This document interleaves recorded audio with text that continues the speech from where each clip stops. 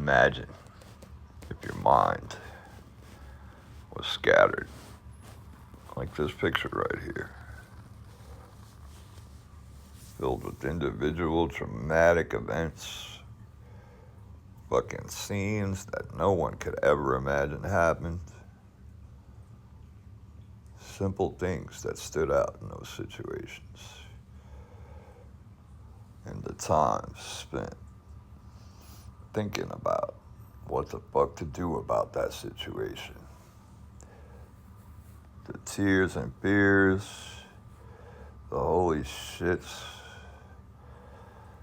the small defeats, and the victories. A pencil can set you free.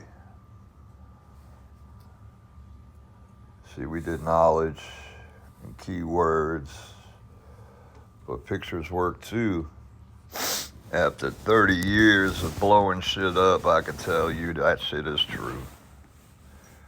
I'll destroy a paper with a pen when my head is feeling crazy. I do that shit all day and night because my ass is not at all lazy.